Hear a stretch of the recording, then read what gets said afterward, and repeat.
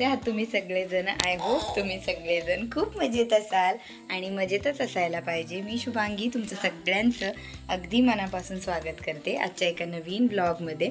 मी आलेले आहे आमच्या इगतपुरीच्या घरी पप्पांकडे आणि आमच्या समोरचे काका आहेत शेजारी सवयकर काका. तर त्यांचा मुलगा आहे प्रेम, मोठा मुलगा. तर त्याचं लग्न आहे आणि आज त्याची हळद आहे आणि त्याच हळदीसाठी आम्ही आलोय. दुपारी भाऊ आला होता मला घ्यायला गाडी घेऊन आणि मग आम्ही हो आणि आम्ही लग्नाला आलोय है ना.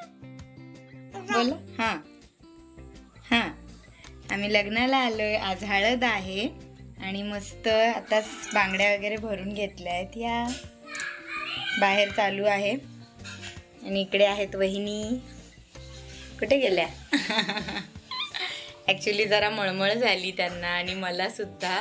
गाडी मस्त आणि खूप जेवण करून निघालो होतो म्हणून खूप जास्त त्रास व्हायला लागला. आता हळदीची बाहेर सगळ्या बायका वगैरे बसलेल्या आहेत. बांगड्या भरायचं काम चालू आहे आणि खूप मजा येते इकडे आलोय तर. पण शार्वी कुणाकडेच जात नाही. नको शार्वी, माझा टिक्का पुसायचा. मुली मस्त फ्रेश झाल्यात, खेळतायत. शार्वी काही केल्या मला सोडत नाही. मामांकडे पण जात नाही आता. पप्पा जोपर्यंत येतील तोपर्यंत हिचं असंच चालू राहील. मग संध्याकाळी हळद आहे सो हा हळदीचा व्हिडिओ मी तुमच्यासोबत शेअर करते. ओके, स्टे ट्यून्ड विथ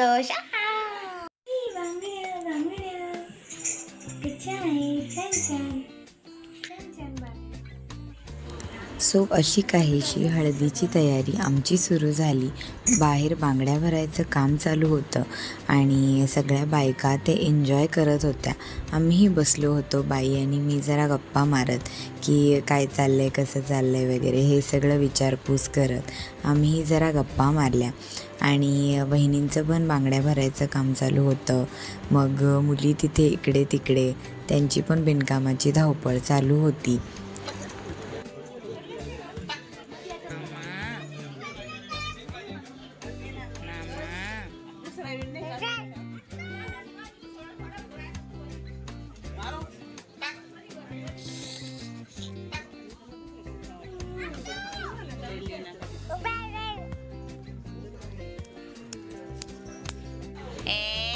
मला बघितलं ना म्हणून नाटक आहेत.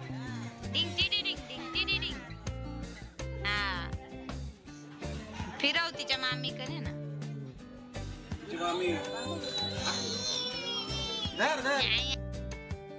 शार्वी काही केल्या कोणाकडेच राहत नव्हती. अगदी मामांकडे सुद्धा आज राहत नव्हती. सगळ्यांचे चेहरे बघून तिला खूप रडायला येत होतं. आणि असं नंतर मुलींनी पण मस्त डान्स केला त्यांच्या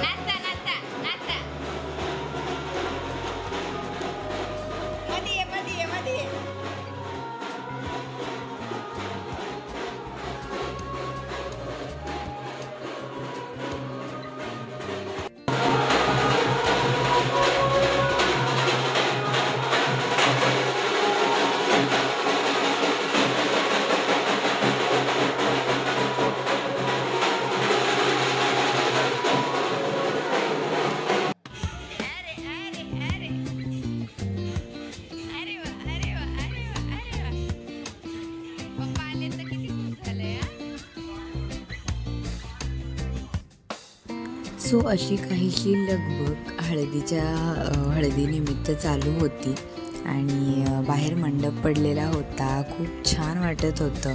मीही मस्त सुंदर अशी तयारी केली. अगदी धावपळीत जितकं शूट करता आलं तितकं शूट करण्याचा प्रयत्न केला. सुंदरशी अशी मी साडी नेसली आणि स्वतःचा लुक बघायला सुद्धा वेळ नव्हता. तर असं मोबाईलमध्येच मी बघून घेतलं की मी कशी दिसते आहे म्हणून. आणि मुलींनी मस्त तयारी केली होती. नंदिनीने असा छान ब्ल्यू कलरचा फ्रॉक वेअर केला होता आणि विधाने खूप सुंदर ड्रेस वेअर केला होता. सोबत आमच्या वहिनी, त्याच्यानंतर माझी पिल्लू म्हणजेच माझी शार्वी, तिने सुद्धा छान तिची पण मी तयारी केली होती आणि तिला डान्सचं प्रचंड वेड आहे म्हणून तीही डान्स एन्जॉय करत होती. सोबतच आमच्या बाई, त्याच्यानंतर पप्पा, भाऊ आणि नंदिनीचे पप्पा जरा नंतर आले आणि आम्ही नवरदेवाला अशी हळद लावली दोघांनी मिळून आणि मुलींनी मिळून. खूप छान वाटत होतं. अगदी ह्या वेडिंग वाईब्स खूप मस्त वाटत होत्या आणि एन्जॉय करत होतो आम्ही सगळेजण ह्या हळदीचा प्रोग्राम. नवरदेवाला सगळ्यांनी हळद लावून घेतली आणि त्यानंतर सुरू झाला तो डान्सचा प्रोग्राम आणि सगळ्यांनी इतक्या छान पद्धतीने डान्स करायला सुरुवात केली आणि खूप मजा केली, खूप एन्जॉय केला.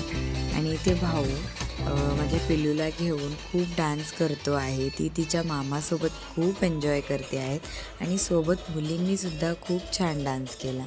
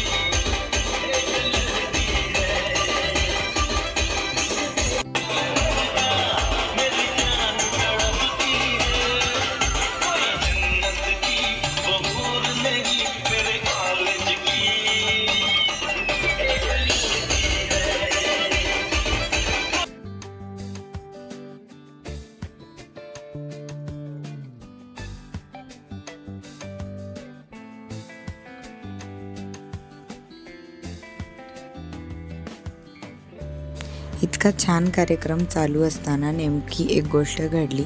ती म्हणजे कोणीतरी माझ्या डोळ्यामध्ये लहान मुलाकडून म्हणजे लहान मुलं एकमेकांवर हळद फेकत होते आणि तेव्हा नेमकं माझ्या डोळ्यामध्ये खूप जोरात हळद असं एक लागली आणि म्हणजे फेकूनच मारली होती ती. मुलांनी एकमेकांना फेकायच्या नादात ती माझ्या डोळ्याला लागली आणि मला खूप जास्त त्रास झाला. डोळ्याला हळद पूर्ण डोळ्यामध्ये गेली होती. डोळा प्रचंड लाल झाला होता आणि खूप दुखायला लागलं होतं आणि त्यामध्ये पिल्लू पण रडायला लागली. तिलाही झोप आली होती.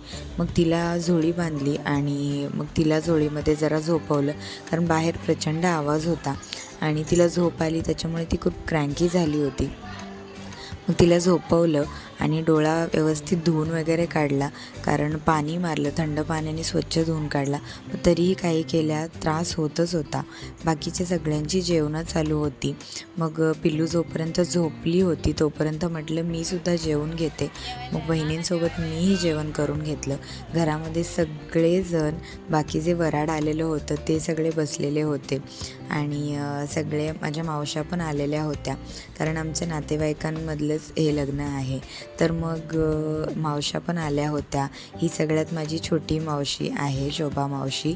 तर ती आणि बाकीच्या इतर मावश्या पण होत्या. घरामध्ये प्रचंड सगळे जमा झाले होते, गर्दी झाली होती. मग बाकीच्या मावश्या खाली बसल्या होत्या.